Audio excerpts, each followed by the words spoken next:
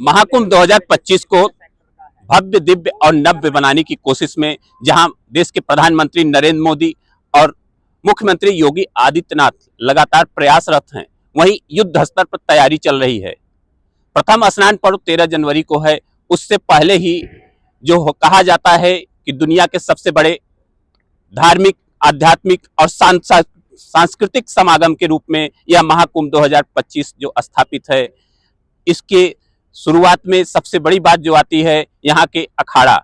कुल अखाड़ा अगर देखा जाए तो यहाँ अखाड़ा परिषद के साथ लगभग 13 प्रमुख अखाड़े हैं। उससे जुड़े हुए भी अन्य शाखाओं के उनके अखाड़े हैं। और जो कहा जाता है कि कुंभ के लिए सबसे बड़ी बात होती है अखाड़ों का यहाँ समायोजन। धीरे धीरे करके अधिकतर अखाड़ों के संत महात्मा, उनके पीठाधीश्वर यहाँ पर आ चुके हैं। व्यवस्थाएं भी शुरू हो चुकी हैं। मेला प्रशासन भी दिन रात एक करके उनके उत्तम से उत्तम व्यवस्था करने पर प्रयासरत है। खुद मुख्यमंत्री 5 बार दौरा कर चुके हैं और ये सब बातें जो हैं यह इंगित करती हैं कि इस बार महाकुंभ 2025 अपनी भव्यता, दिव्यता और नव्यता में पूरे विश्व में एक मिसाल कायम करेगा। लेकिन वास्तव में क्या जमीनी स्तर पर यह बात सच है? यह जानने के लिए यहाँ पर मौजूद हैं कुछ संत महात्मा हैं और हम सबसे पहले जानना चाहेंगे कि आपके मुख्यमंत्री भी एक संत हैं और एक संत जब संतों की व्यवस्था करते हैं तो बहुत ही अद्भुत और विलक्षण होती है। तो क्या इस बात को आप मानते हैं? ऐसा है ना, संत हैं लेकिन वर्तमान में वो मुख्यमंत्री हैं। सिर्फ बात संतों की क्यों करेंगे? उन्होंने अगर देखा जाए ना, कुंभ सिर्फ संतों का नहीं है, ठीक है ना। ये सनातन संस्कृति का एक समावेश है। यहाँ पे किसी एक धर्म के प्रति या एक किसी व्यक्ति विशेष का कुंभ नहीं है। कुंभ का अर्थ क्या है कि भारतीय संस्कृति ही नहीं, अगर बाहर की भी कोई संस्कृति आकर कर यहाँ पे शामिल होना चाहता है तो उनका तहे दिल से स्वागत है। तो ये कुंभ सिर्फ एक किसी धर्म से संबंधित नहीं है या किसी संप्रदाय से संबंधित नहीं है। आप यहाँ पे देखिएगा कि शैव सन्यासियों के साथ अखाड़े हैं, ठीक है ना, और बाकी जो वैरागियों के अखाड़े हैं, उदासीन के हैं, सिख परंपरा के 2 अखाड़े हैं, ठीक है ना। तो ऐसे करके सभी आते हैं यहाँ पे, कोई एक किसी व्यक्ति विशेष का नहीं है। तो मुख्यमंत्री जी किसी व्यक्ति विशेष की तरफ नहीं देख रहे हैं। कुंभ को आप ये देखिए कि ये विश्व का सारी संस्कृतियों का समावेश जहाँ हो सकता है वो कुंभ है, ठीक है ना। कुंभ का अर्थ क्या है? कलश। कलश के अंदर आप जितने मर्जी नदियों का जल डाल दीजिए, जल तो जल है, एक साथ में रहेगा, ठीक है ना। उसी प्रकार कुंभ का अर्थ यही है कि सारे संस्कृतियों का समावेश जहाँ हो सकते हैं वो कुंभ है। तो वो व्यवस्था सिर्फ एक किसी व्यक्ति विशेष के लिए नहीं कर रहे हैं, ये पूरे के पूरे हमारे भारत का ये सबसे बड़ा, आप ये समझ लीजिए कि हमारा कुंभ एक है, प्रतीक है कि भाई भारत क्या है। तो वो उसको प्रतिनिधित्व कर रहे हैं, सिर्फ एक किसी धर्म को प्रतिनिधित्व नहीं कर रहे हैं, ठीक है ना। तो इस दौरान में अगर देखेंगे तो मुख्यमंत्री जी बहुत इस चीज़ को लेकर के सजग हैं और उस प्रकार से व्यवस्था कर रहे हैं। और एक तो होता है ना कि वे जब मालिक सामने होता है तो सब भाग भाग करके काम करते हैं, ठीक है ना, लेकिन ऐसा नहीं है। उन्होंने उन यहाँ पे जो छोटे से लेवल के अधिकारियों से लेकर के बड़े लेवल के अधिकारियों तक, हमने कई बार मेला अधिकारी जी से भी संपर्क किया है, वो भी हैं, बहुत अच्छे से बातचीत करते हैं कि आपको समय दे रहे हैं। एक इतना बड़ा कुंभ संभालने वाला व्यक्ति अगर आपको समय दे पा रहा है और उनके नीचे जो अधिकारी हैं ना, एक तो होता है कि आपको काम करवाने के लिए अधिकारियों के पास में जाना पड़ता है। पहली बार हमें ये देखने को मिल रहा है कि अधिकारी आपके पास में आ रहे हैं कि आपको चाहिए क्या। तो ये बहुत अच्छी बात है और इसमें जितनी प्रशंसा मुख्यमंत्री जी की जाए वो उतनी कम है। अगर बात की जाए तो 2019 में अर्धकुंभ हुआ था जी, मुख्यमंत्री योगी आदित्यनाथ जी थे, व्यवस्थाएं वही थी। तो जी। उस व्यवस्था और इस व्यवस्था में कुछ आपको अरे परिवर्तन दिखता है? समय काल देश प्रवृत्ति हमेशा बदलती रहती है। जी। वो समय कुछ अलग था, व्यवस्थाएं उसी अनुरूप थी। अब की बार उससे ज़्यादा है, टेक्नोलॉजी बढ़ गई है। कभी आप बड़े-बड़े कैमरे लेकर के करते थे, आज एक छोटे से कैमरे से कर रहे हैं। तो उसी प्रकार आज जो सुविधाएं हैं टेक्नोलॉजी के हिसाब से और ज़्यादा बढ़िया हो गई है। बहुत सी व्यवस्थाएं ऑनलाइन हुई, डिजिटल हुई। हाँ, बहुत तो उसका भी कुछ नहीं, फायदा आपको बहुत दिख रहा है? फायदा उसका, तो उससे सुंदर फायदा तो अगर आप आज आपको देखने को नहीं मिलेगा। किसी समय में आपको सिर्फ जमीन अलॉट करवाने के लिए लाइनों में लगना पड़ता था, हमने वो भी समय देखा है कि आपको क्या कुंभ शुरू होने वाला है और आपकी जगह अलॉट नहीं हुई है, और आज वो काम डिजिटली हो रहा है, ठीक है ना। उससे सुंदर व्यवस्था क्या है? और ये आने वाली सरकारों के लिए, बात किसी एक सरकार की नहीं है, अगर भविष्य में अगर कुछ और भी होता है तो उसके लिए भी तो अच्छा है ना। ये तो आप ये समझिए कि एक बहुत अच्छा उन्होंने किया है। और आने वाले हम तो चाहते हैं कि हम जितने भी कुंभ करें यहाँ पे उनके प्रतिनिधित्व में करेंगे, तो उससे सुंदर व्यवस्था क्या हो सकती है। आज हमारे को यहाँ पे आकर के कहीं यहाँ महसूस ही नहीं हो रहा है कि हम अपने आश्रम को छोड़ करके कहीं अलग जगह पे आए हुए हैं। बिल्कुल वही ठीक है आभास हो रहा है। तो अभी आपकी अखाड़ों की संख्या यहाँ पर कितनी होगी, कितने अखाड़े तो सारे ही हैं ना, आप देख ही रहे हैं प्रमुख पूरे कुंभ में। अब यहाँ पे जहाँ पे आप बैठे हैं ये जूना अखाड़ा है, जूना अखाड़े में आप 16 मढ़ी के अंदर बैठे हैं, ठीक है ना, 4 भाई हैं, तो वो अखाड़े की आंतरिक व्यवस्थाएं हैं उसी हिसाब से हैं। तो वो यहाँ पे साधु संत बसेंगे, सब छोटे से जो है ना कि आम लेवल के साधु सन्यासी हैं, ठीक है ना, तो वो सब आपके बसेंगे। अन्य सहयोगी भी हैं। और सबसे बड़ी बात रहती है कि जैसे आपके महात्मा जी ने बताया कि बहुत कुछ बदल गया, तो आप कैसे महसूस करते हैं कि क्या बदल गया? ओम श्री गुरु दत्तात्रेय विचित्राम। पहले तो आप सभी देशवासियों को इस महाकुंभ की बहुत बहुत हार्दिक शुभकामनाएं, बधाइयाँ। और जैसे कि हमारे योगी आदित्यनाथ जी कहते हैं कि भी कुंभ आए, तो कुंभ का महत्व तो महाराज जी ने बताया भी आपको और आप सब जानते भी हैं। और जो व्यवस्थाओं की बात है, व्यवस्थाओं के मामले में अभी जैसे समय भी है, समय के रहते हुए आप देख रहे हो चारों तरफ काम चल रहा है। कहीं सीवरेज की लाइन का काम चल रहा है, कहीं बिजली का काम चल रहा है, कहीं पानी का काम चल रहा है। तो पिछले कुंभ के मुकाबले काम थोड़ा ढीला है, पर समय से हो जाएगा। ये सब व्यवस्थाएं अच्छे रूप से चल रही हैं। सबसे प्रमुख रूप से देश के प्रधानमंत्री का झुकाव ये है कि डिजिटल इंडिया बने। तो कुंभ को उन्होंने स्लोगन दे के गए अभी कुछ ही दिन पहले कि महाकुंभ को डिजिटल के रूप में माना जाए और प्रयागराज को ब्रांडिंग की जाए। तो प्रयागराज अपने आप में है, जैसे कहते हैं कि तीर्थराज है, तो इसकी महत्ता को लेकर आप क्या कहेंगे? डिजिटली हो रहा है, सब चीज़ें हम फ़ोन पे देख पा रहे हैं। जैसे जो व्यवस्थाएं हैं ऑनलाइन सब मिल ही रही हैं, सब डिजिटल सब चल रहा है। सब भव्य दिव्य कुंभ हो रहा है, सब लाइटें जल ही रही है, सब चीज़ें हो रही हैं, सब व्यवस्थाएं हो रही हैं। अर्थ की भी जरूरत होती है।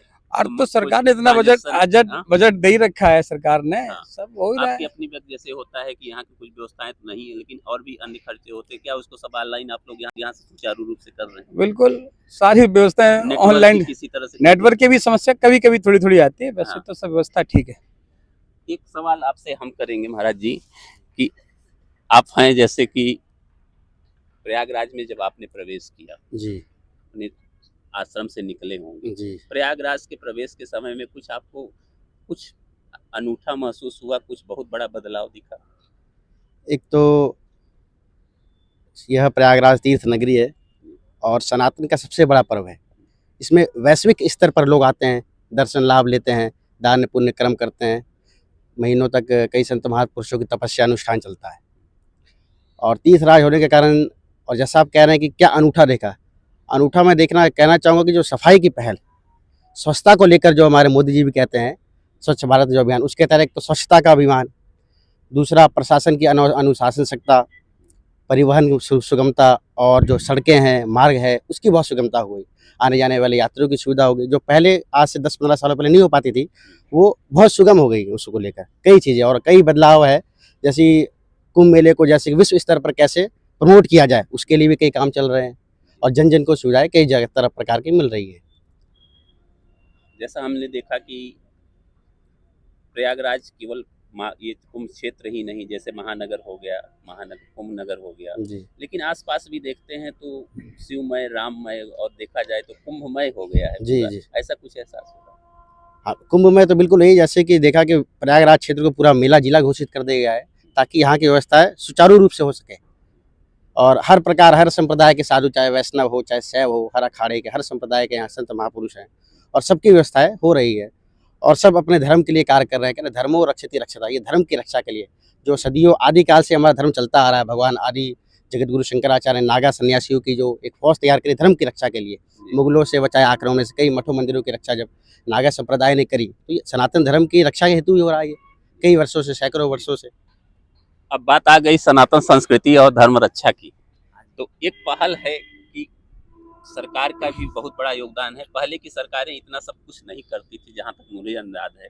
अब जो है सब कुछ है कि हमारी सनातन संस्कृति और जो हमारी भारतीय संस्कृति की पहचान है, उसको स्थापित ही नहीं करने के लिए, उसको एक मतलब वो मिसाल कायम करने की कोशिश की जाए कि ऐसा कुछ करके जाए कि पीछे कोई न कर पाए।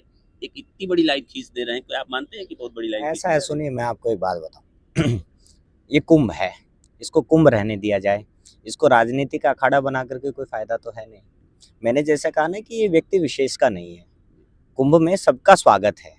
और हमारी भारतीय संस्कृति में जो सनातन संस्कृति है, हमारे यहाँ पे सभी का स्वागत है, किसी व्यक्ति विशेष के लिए नहीं है। ये जो भारत में रहता है, जो भारतीय है, जो भारत की सीमा के भीतर रहता है, वो सनातनी है।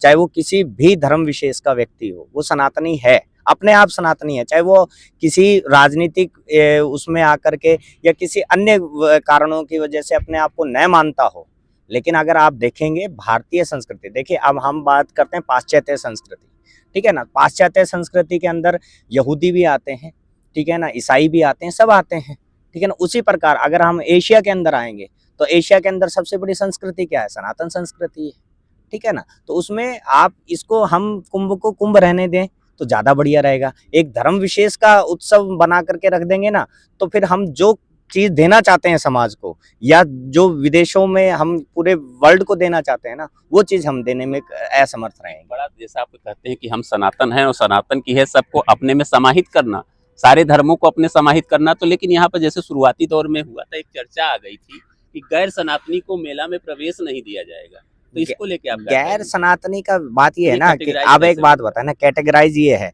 उपद्रवी जहाँ होंगे, उपद्रवी चाहे कुछ भी हो, हम शस्त्र और शास्त्र दोनों को लेकर के चलते हैं, ठीक है ना। पहल कभी भी भारत ने कभी भी, हमारे तो पड़ोसियों के साथ में हमने कभी पहल नहीं किया है, ठीक है ना। भारत तो सहिष्णु है ना, हम तो सहिष्णु लोग हैं, ठीक है ना। हम पहल कभी करते ही नहीं है। लेकिन अगर कोई हमारे को नुकसान पहुंचाएगा, हमारे घर में कोई आग लगा देगा, लगाने देंगे क्या? ठीक है ना। फिर तो खड़े हैं ना, शस्त्र और शास्त्र दोनों लेकर के बैठे हैं। आदि गुरु शंकराचार्य जी का कहना है, पहले बात से समझाइए, और नहीं माने तो नागा सन्यासियों के अखाड़े बने किस लिए? शस्त्र के साथ में शस्त्र का पूजन करते हैं हम लोग। ऐसे कैसे कोई आ जाएगा? ऐसे कैसे कोई किसी चीज को नुकसान पहुंचा देगा? हमारी बात है तो धर्म की रक्षा जब भी हो सकती है ना, कि जब हम धर्म पे अड़े रहेंगे, ठीक है ना। हम धार्मिक हैं, जब भी तो धर्म है ना, ठीक है ना। हम ही रक्षा कर रहे हैं। बात होगी धर्म की होगी, हाँ, तो फिर खड़े हैं। अरे फिर तो एक हाथ में किताब है तो एक हाथ में भाला भी है, ठीक है ना। शास्त्र हाथ में रख सकता है, हम पढ़ा सकते हैं, समाज को एक शिक्षा दे सकते हैं, तो उसके लिए, उसके रक्षण के लिए भी हम लोग खड़े हैं। इसमें कोई दो राय नहीं है, आज भी है और हमेशा से रहे हैं, चाहे सरकारें किसी की भी रही हो। ये ठीक है कि आज बीजेपी सरकार हम लोगों को सपोर्ट कर रही है, तो बहुत से लोगों को उस बात का बुरा भी लग रहा है, ठीक है ना, और लगना भी चाहिए। हम लोगों ने भी तो साइन किया, अब आप साइन करके देख लीजिए, इसमें क्या बात है। एक दो नहीं, लाखों नहीं, करोड़ों की संख्या में, लगभग 45 करोड़ यहाँ पर श्रद्धालु आएंगे, स्नार्थी आएंगे, कल्पवासी होंगे और देश विदेश से पर्यटक भी होंगे। और बात भी होगी यहाँ, अध्यात्म की बात होगी, धर्म की बात होगी, सनातन संस्कृति की बात होगी, और वो बातें सब कुछ सामने होंगी। एक बहुत बड़ा समागम होगा और उसी समागम की तैयारी को लेकर महाकुंभ 2025 का भव्य दिव्य नव्य आयोजन भी होगा। और यह सब अपने आप में एक मिसाल कायम हो, यही प्रयास रहेगा यहाँ के साधु संतों का, प्रयागराज वासियों का, और यहाँ व्यवस्था से जुड़े हुए सरकारी मशीनरी का। और सब यही चाहते हैं कि पूरी तरह से सुरक्षा व्यवस्था और सारी सुविधाओं से लैस होकर महाकुंभ पूरी तरह से सकुशल आगे संपन्न हो। वीडियो जर्नलिस्ट संजीव कुमार के साथ शिवपूजन सिंह, NBT ऑनलाइन, प्रयागराज, उत्तर प्रदेश, कुंभ नगर।